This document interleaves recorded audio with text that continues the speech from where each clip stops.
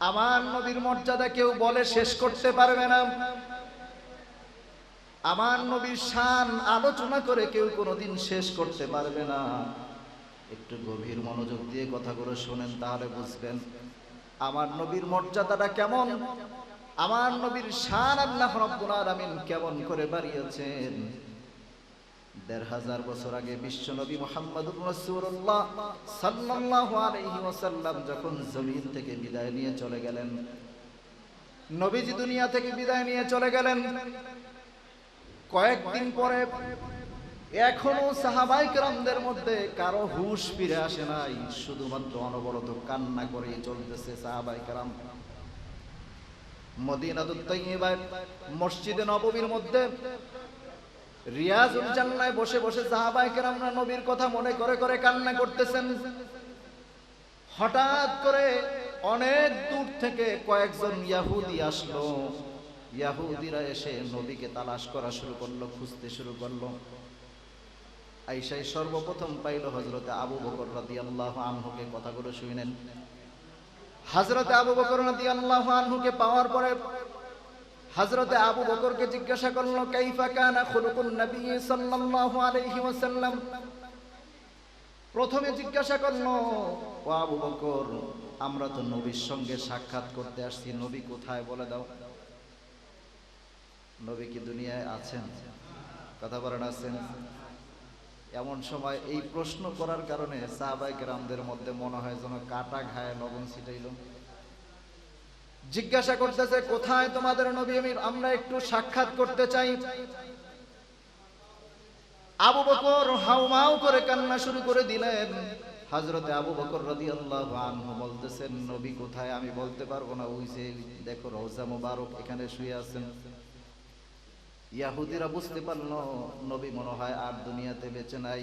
সুতরাং এবার আবু বকরকে জিজ্ঞাসা করলো, ভাই আবু বকর, যেহেতু নবীর সাক্ষাৎ পাইলাম না, তাহলে আমরা একটু নবীকে পরীক্ষা করার জন্য এসেছিলাম, নবীর সম্পর্কে জানার জন্য এসেছিলাম, নবী কেমন এইটা বুঝার জন্য আমরা বহু দূর থেকে এসেছি। আমরা একটু জানতে চাই, তুমি একটু বলে দাও, কাইফা কানা খুলুকুন নবী সাল্লাল্লাহু আলাইহি ওয়াসাল্লাম, আমাদের নবীজির চরিত্রটা কেমন ছিল একটু তুমি বর্ণনা করে বলে দাও।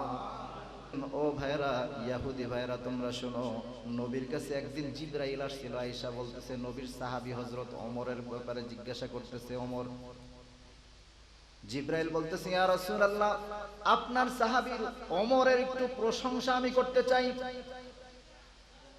নবীজি বললেন, তুমি করো, ওমরের প্রশংসা করো, কোনো অসুবিধা নাই। জিবরাইল বলে, আমারে টাইম দিবেন কতক্ষণ? নবীজি বললেন, যাও, তোমাকে এখন যেই নামাজ, পরবর্তী নামাজের আগ পর্যন্ত সময় দিলাম, তুমি বর্ণনা করো। জিবরাইল বলেন, ইয়া রাসূলুল্লাহ, এতটুকু সময় আমি আপনার ওমরের প্রশংসা করে শেষ করতে পারবো না।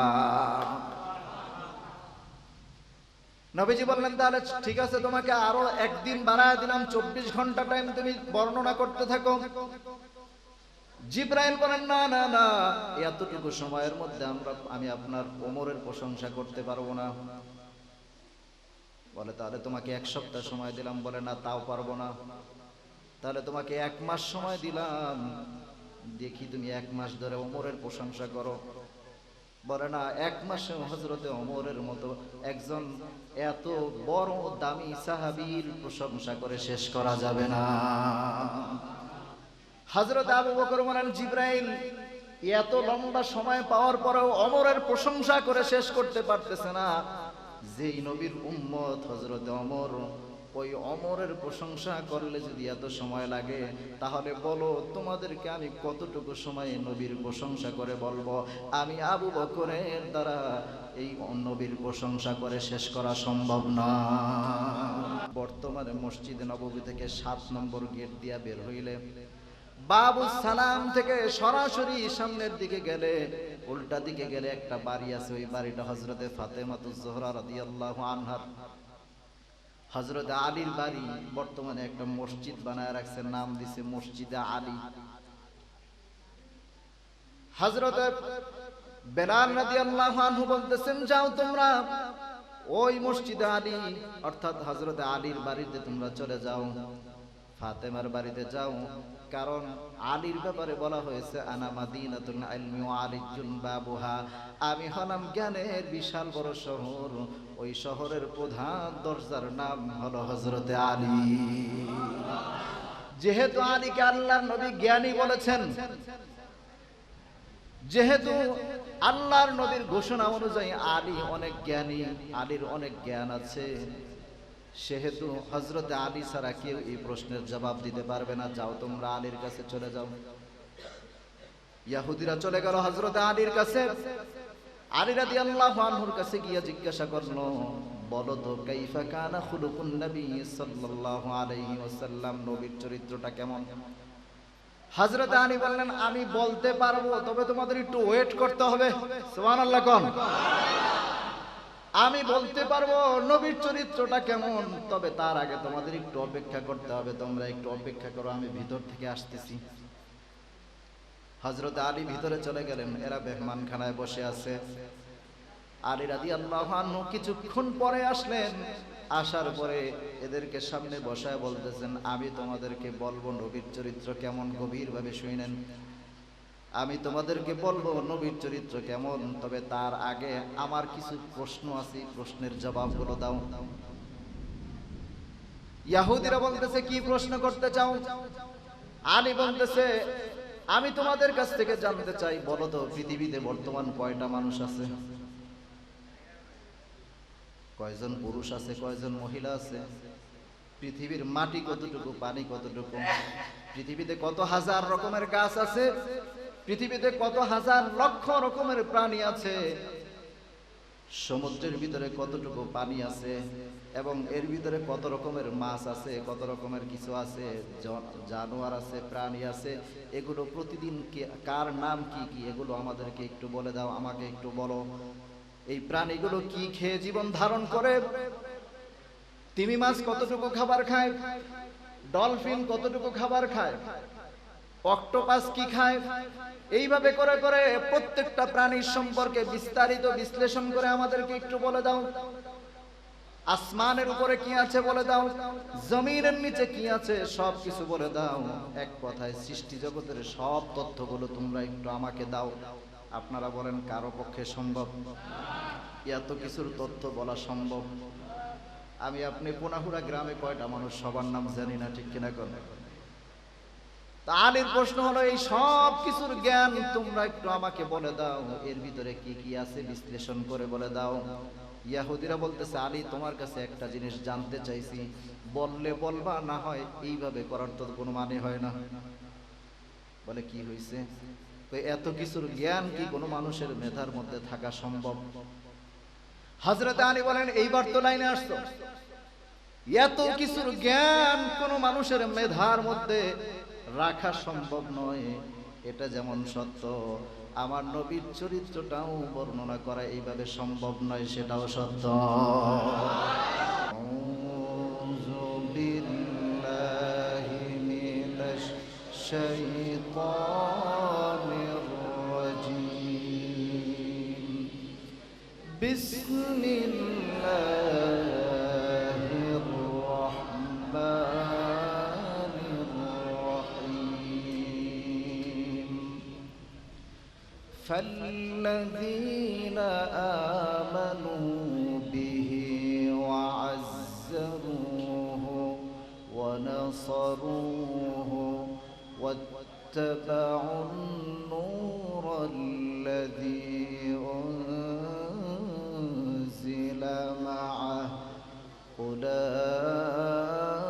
أولئك هم المفلحون. صدق الله العظيم وصدق رسوله النبي الكريم ونحن على ذلك من الشاهدين والشاكرين والحمد لله رب العالمين. إن الله وملائكته يصلون على النبي يا أيها الذين آمنوا صلوا عليه وسلموا تسليما. 20 আল্লাহ তাআলার দরবারে অসংখ্য অগণিত শুকরিয়া আদায় করছি যে মহান রব্বুল আলামিন আমাদেরকে অত্যন্ত দয়া করে মায়া করে আল্লাহ তাআলার ঘর এই বাইতুল্লাহে বসার মতো কোরআন ও হাদিস থেকে আলোচনা বলা এবং শোনার মতো তৌফিক দিয়েছেন। এজন্য আমরা সকলে অবনত চিত্তে হৃদয়ের আবেগ অনুভূতিকে উজাড় করে একবার বলি আলহামদুলিল্লাহ। অসংখ্য অগণিতবার দরুদ ও সালাম বর্ষিত হোক আল্লাহ তাআলার প্যারা হাবিব দো জাহানের বাদশাহ হাবিবুল্লাহ মুহাম্মদুর রাসূলুল্লাহ সাল্লাল্লাহু আলাইহি ওয়াসাল্লামের উপর। আল্লাহ পাক যাকে এই পৃথিবীতে সর্বশ্রেষ্ঠ এবং সর্বশেষ নবী এবং রাসূল হিসেবে প্রেরণ করেছেন, যার পর থেকে আজ পর্যন্ত পৃথিবীতে কোনো প্রকার নবী কিংবা রাসূল আসেন নাই, এখনো নাই, এমনকি কিয়ামত পর্যন্ত আসবে না, সেই নবীজির উপর অসংখ্য অগণিতবার দরুদ ও সালাম বর্ষিত হোক। সকলে বলি আল্লাহুম্মা আমিন। সম্মানিত সুধী, আমরা এখন যেই মাসের মধ্যে অবস্থান করছি এই মাসটার আরবি নাম কি? মাশাআল্লাহ, অনেকেই পেরেছেন। এই মাসটার আরবি নাম রবিউল আউয়াল। মুহররম চলে গেছে, সফর চলে গেছে। সফর মাসে আমরা কেউ এইরকম মাহফিল করি নাই, করছি? রবিউল সানিতেও করব না, করব? এরপরে জমাদিউল আউয়াল, তখনও হয়তো বা হবে না। জমাদিউল সানিতেও হবে না। রজবে গিয়া আবার আমরা একটা মাহফিল হয়তো বা করতে পারি।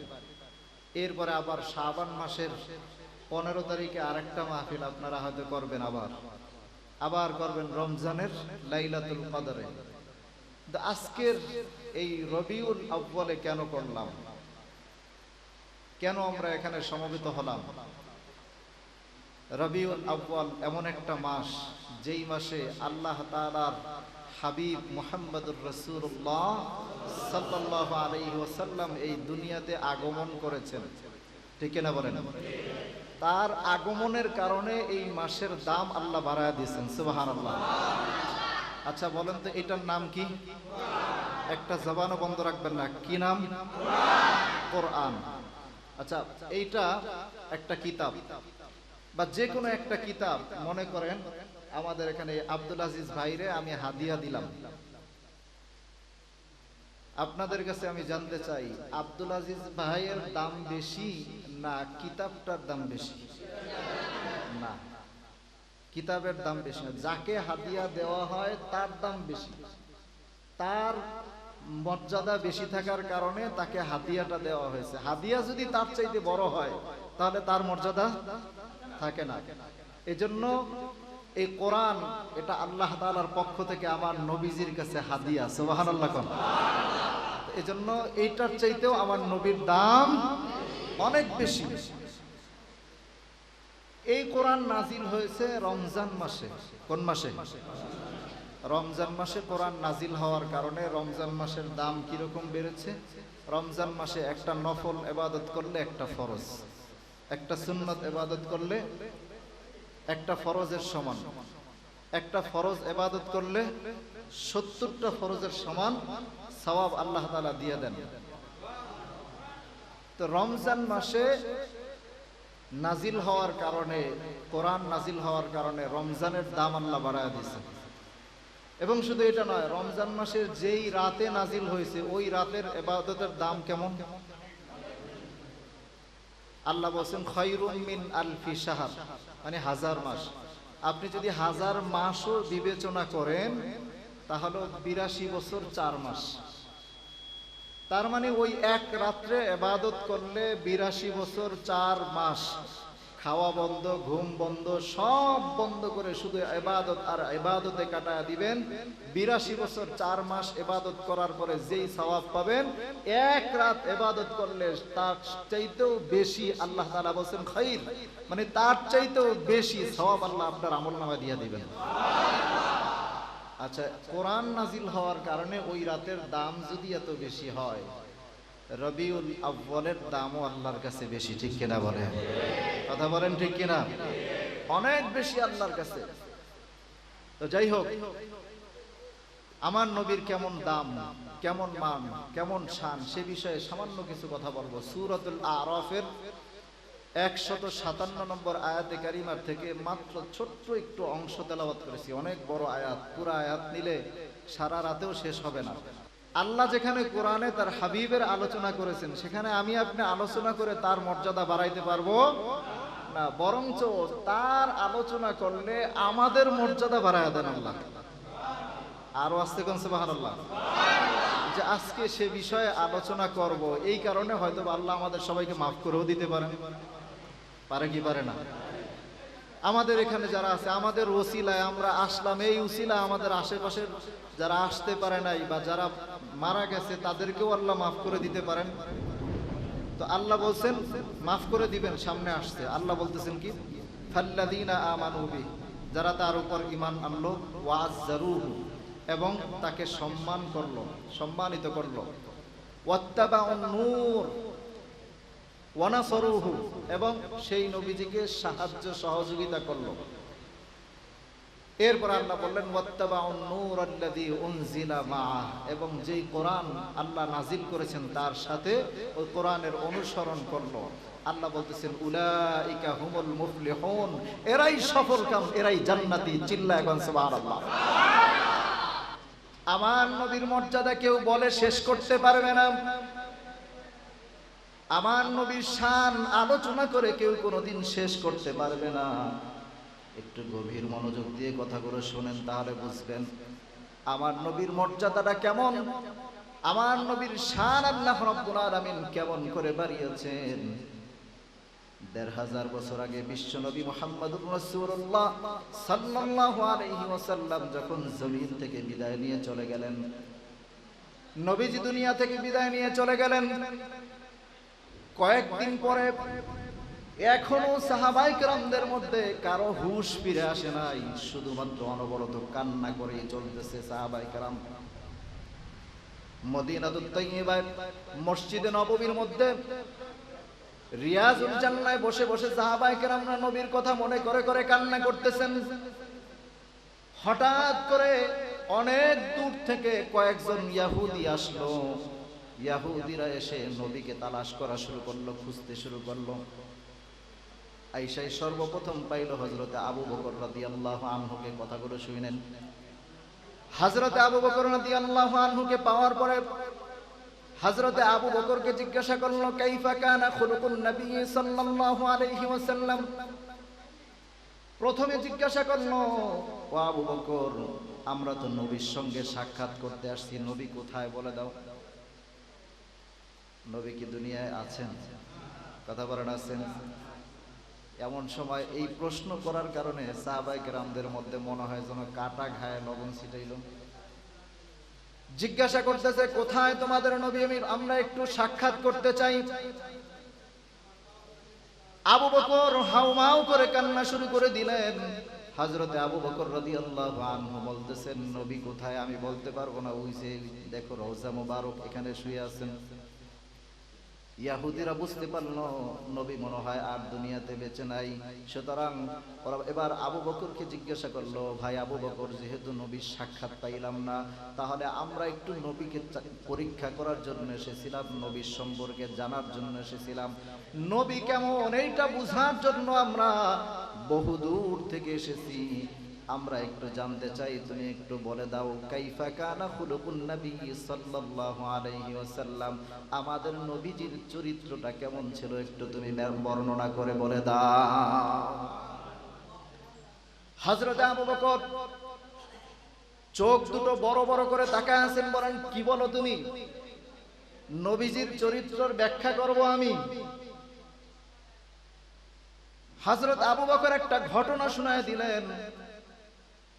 বলতেছেন, ও ভাইরা, ইহুদি ভাইরা, তোমরা শোনো, নবীর কাছে একদিন জিবরাইল আসছিল। আয়েশা বলতেছে, নবীর সাহাবী হযরত ওমরের ব্যাপারে জিজ্ঞাসা করতেছে। ওমর, জিবরাইল বলতেছে, ইয়া রাসূলুল্লাহ, আপনার সাহাবী ওমরের একটু প্রশংসা আমি করতে চাই। নবীজি বললেন, তুমি করো, ওমরের প্রশংসা করো, কোনো অসুবিধা নাই। জিবরাইল বলে, আমারে টাইম দিবেন কতক্ষণ? নবীজি বললেন, যাও, তোমাকে এখন যেই নামাজ, পরবর্তী নামাজের আগ পর্যন্ত সময় দিলাম, তুমি বর্ণনা করো। জিবরাইল বলেন, ইয়া রাসূলুল্লাহ, এতটুকু সময় আমি আপনার ওমরের প্রশংসা করে শেষ করতে পারবো না। নবীজি বললেন, তাহলে ঠিক আছে, তোমাকে আরো একদিন বাড়ায় দিলাম, 24 ঘন্টা টাইম তুমি বর্ণনা করতে থাকো। জিবরাইল বলেন, না না না, এতটুকু সময়ের মধ্যে আমি আপনার ওমরের প্রশংসা করতে পারবো না। বলে, তাহলে তোমাকে 1 সপ্তাহ সময় দিলাম। বলে, না, তাও পারবো না। তাহলে তোমাকে 1 মাস সময় দিলাম, দেখি তুমি 1 মাস ধরে ওমরের প্রশংসা করো। বলে, না, 1 মাসে হযরতে ওমরের মতো একজন এত বড় দামি সাহাবীর প্রশংসা করে শেষ করা যাবে না। হযরত আবু বকর বলেন, জিবরাইল এত লম্বা সময় পাওয়ার পরেও ওমরের প্রশংসা করে শেষ করতে পারতেছে না। যেই নবীর উম্মত হযরতে ওমর, ওই ওমরের প্রশংসা করলে যদি এত সময় লাগে, তাহলে বলো তোমাদেরকে আমি কতটুকু সময়ে নবীর প্রশংসা করে বলবো? আমি আবু বকরের দ্বারা এই নবীর প্রশংসা করে শেষ করা সম্ভব না। সাল্লাল্লাহু আলাইহি ওয়াসাল্লাম, বেলাল একটু বলে দাও নবীর চরিত্রটা কেমন ছিল, একটু আমাদেরকে জানায় দাও। বেলাল বলতেছে, না না না, এটাও আমার দ্বারা বলে শেষ করা সম্ভব নয়। তবে তোমাদেরকে একটা ভালো পরামর্শ দেই। বর্তমানে মসজিদে নববী থেকে 7 নম্বর গেট দিয়া বের হইলে, বাবু সালাম থেকে সরাসরি সামনের দিকে গেলে, উল্টা দিকে গেলে একটা বাড়ি আছে। ওই বাড়িটা হযরতে ফাতেমাতুজ জোহরা রাদিয়াল্লাহু আনহার, হযরতে আলীর বাড়ি। বর্তমানে একটা মসজিদ বানায় রাখছে, নাম দিছে মসজিদে আলী। হযরত বেলাল রাদিয়াল্লাহু আনহু বলতেছেন, যাও তোমরা ওই মসজিদে আলী অর্থাৎ হযরত আলীর বাড়িতে তোমরা চলে যাও, ফাতেমার বাড়িতে যাও। কারণ আলীর ব্যাপারে বলা হয়েছে, আনা মাদিনাতুল ইলমি ওয়া আলিয়্যুন বাবুহা, আমি হলাম জ্ঞানের বিশাল বড় শহর। ওই শহরের প্রধান দরজার নাম হলো হযরতে আলী। যেহেতু আলীকে আল্লাহর নবী জ্ঞানী বলেছেন, যেহেতু আল্লাহর নবীর ঘোষণা অনুযায়ী আলী অনেক জ্ঞানী, আলীর অনেক জ্ঞান আছে, সেহেতু হযরতে আলী ছাড়া কেউ এই প্রশ্নের জবাব দিতে পারবে না। যাও তোমরা আলীর কাছে চলে যাও। ইহুদিরা চলে গেল হযরতে আলীর কাছে। আলী রাদিয়াল্লাহু আনহুর কাছে গিয়ে জিজ্ঞাসা করলো, বলো তো কাইফা কানা খুলুকুন নবী সাল্লাল্লাহু আলাইহি ওয়াসাল্লাম, নবীর চরিত্রটা কেমন? হযরত আলী বললেন, আমি বলতে পারবো, তবে তোমাদের একটু ওয়েট করতে হবে। সুবহানাল্লাহ কোন? আমি বলতে পারবো নবীর চরিত্রটা কেমন, তবে তার আগে তোমাদের একটু অপেক্ষা করতে হবে। তোমরা একটু অপেক্ষা করো, আমি ভিতর থেকে আসতেছি। হযরত আলী ভিতরে চলে গেলেন। এরা মেহমানখানায় বসে আছে। আলী রাদিয়াল্লাহু আনহু কিছুক্ষণ পরে আসলেন। আসার পরে এদেরকে সামনে বসায় বলতেছেন, আমি তোমাদেরকে বলবো নবীর চরিত্র কেমন, গভীরভাবে শুনেন। আমি তোমাদেরকে বলবো নবীর চরিত্র কেমন, তবে তার আগে আমার কিছু প্রশ্ন আছে, প্রশ্নের জবাবগুলো দাও। ইহুদিরা বলতেছে, কি প্রশ্ন করতে চাও? আলী বলতেছে, আমি তোমাদের কাছ থেকে জানতে চাই, বলো তো পৃথিবীতে বর্তমান কয়টা মানুষ আছে? কয়জন পুরুষ আছে, কয়জন মহিলা আছে? পৃথিবীর মাটি কতটুকু, পানি কতটুকু? পৃথিবীতে কত হাজার রকমের গাছ আছে? পৃথিবীতে কত হাজার লক্ষ রকমের প্রাণী আছে? সমুদ্রের ভিতরে কতটুকু পানি আছে? এবং এর ভিতরে কত রকমের মাছ আছে, কত রকমের কিছু আছে, জানোয়ার আছে, প্রাণী আছে। এগুলো প্রতিদিন কার নাম কি কি, এগুলো আমাদেরকে একটু বলে দাও, আমাকে একটু বলো। এই প্রাণীগুলো কি খেয়ে জীবন ধারণ করে? তিমি মাছ কতটুকু খাবার খায়? ডলফিন কতটুকু খাবার খায়? অক্টোপাস কি খায়? এইভাবে করে করে প্রত্যেকটা প্রাণীর সম্পর্কে বিস্তারিত বিশ্লেষণ করে আমাদেরকে একটু বলে দাও। আসমানের উপরে কি আছে বলে দাও, জমিনের নিচে কি আছে সব কিছু বলে দাও। এক কথায় সৃষ্টি জগতের সব তথ্যগুলো তোমরা একটু আমাকে দাও। আপনারা বলেন কারো পক্ষে সম্ভব? এত কিছুর তথ্য বলা সম্ভব? আমি আপনি পুনাহুরা গ্রামে কয়টা মানুষ সবার নাম জানি না, ঠিক কিনা করেন? আলীর প্রশ্ন হলো, এই সব কিছুর জ্ঞান তোমরা একটু আমাকে বলে দাও, এর ভিতরে কি কি আছে বিশ্লেষণ করে বলে দাও। ইহুদিরা বলতেছে, আলী তোমার কাছে একটা জিনিস জানতে চাইছি, বললে বলবা, না হয় এইভাবে করার তো কোনো মানে হয় না।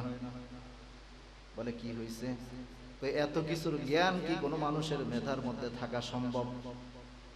হযরত আলী বলেন, এইবার তো লাইনে আসছো। এত কিছুর জ্ঞান কোন মানুষের মেধার মধ্যে রাখা সম্ভব নয়। এটা যেমন সত্য, আমার নবীর চরিত্রটাও বর্ণনা করা এইভাবে সম্ভব নয়, সেটাও সত্য। কেন সত্য? এই সব কিছুর জ্ঞান অর্জন করাকে আমার আল্লাহ রাব্বুল আলামিন কুরআনুল কারীমের মধ্যে বলেছেন, ফামা মাতাউল হায়াতিদ দুনিয়া কালিল। আল্লাহু আকবার কর। আল্লাহ বললেন এই সব কিছুর জ্ঞান অর্জন করাটা হলো অল্প, সামান্য। আর আমার নবীর চরিত্র সম্পর্কে আল্লাহ তাআলা বললেন, ওয়া ইন্নাকা লাআলা খুলুকিন আযীম। আওয়াজ দিয়ে কোন সুবহানাল্লাহ। আমার আল্লাহ তাআলা সব কিছুর জ্ঞান অর্জনকে বলছেন কালিল, অল্প, সামান্য। আর নবীর চরিত্রের কথা বলছেন আযীম, ব্যাপক, এত ব্যাপক যেই ব্যাপকতার কোনো সীমাবদ্ধতা নাই। সুবহানাল্লাহ। সুতরাং নবীর চরিত্র বর্ণনা করা কোন মানুষের পক্ষে শেষ করা সম্ভব নয়। হযরত আলী যখন এই কথাটা বিশ্লেষণ করে বলে দিলেন, ইহুদিরা বুঝতে পারলো ওই নবী এত মর্যাদাবান, এত মর্যাদাবান, নবীর কথা বলে কেউ কখনো শেষ করতে পারবে না। ইহুদিরা অল্প কথায় জ্ঞানী ছিল, অল্প কথায় বুঝে ফেললো। ওরা বলতেছে, ঠিক আছে আলী, তাহলে আর দেরি করতে চাই না, যেই নবীর এত মান, এত শান, সেই নবীর পথে চলে আসতে চাই, আর ইহুদি ধর্মের মধ্যে থাকতে চাই না, আমাকে পড়ায়া দাও না ইলাহা ইল্লাল্লাহ মুহাম্মাদুর রাসূলুল্লাহ সাল্লাল্লাহু আলাইহি ওয়াসাল্লাম।